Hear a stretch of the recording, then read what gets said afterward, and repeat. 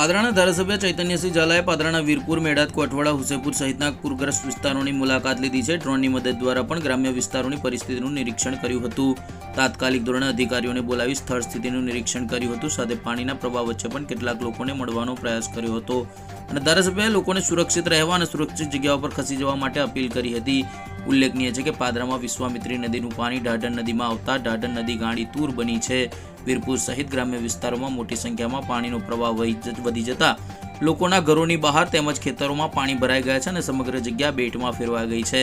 ધારાસભ્ય ચૈતન્યસિંહ ઝાલા દ્વારા પૂરગ્રસ્ત વિસ્તારના ગ્રામ્ય વિસ્તારના લોકો માટે ફૂડ પેકેટની પણ વ્યવસ્થા કરવામાં આવી છે। ધારાસભ્યએ મીડિયા સમક્ષ જણાવ્યું હતું કે હાલ પરિસ્થિતિ નિયંત્રણમાં છે, પરંતુ જો પાણીનો પ્રવાહ વધે તો પરિસ્થિતિ બગડી શકે છે તેમજ લોકોને રેસ્ક્યુ કરવાની પણ ફરજ પડી શકે છે। સમગ્ર મામલે ધારાસભ્ય ચૈતન્યસિંહ ઝાલા દ્વારા તંત્રને લોકોના સંપર્કમાં રહેવા માટે ખાસ સૂચના આપવામાં આવી હતી।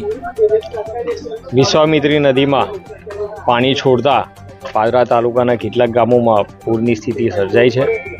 પાદરા તાલુકાના ગામ વીરપુર, મેડાત, હુસેપુર, કોટવાડા આ તમામ ગામોમાં પાણી ફરી વળ્યા છે। સ્થાનિક તમામ ગામ લોકો સાથે વાતચીત ચાલુ છે।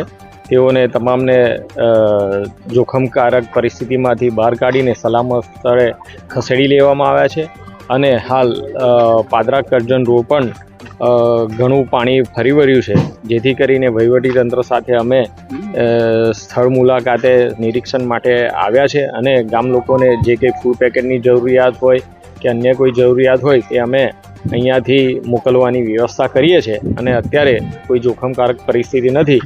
એ ગામ લોકો પણ સલામત સ્થળે ખસી ગયા છે। લગભગ 50 લોકોનું અત્યારે સ્થળાંતર કર્યું હતું।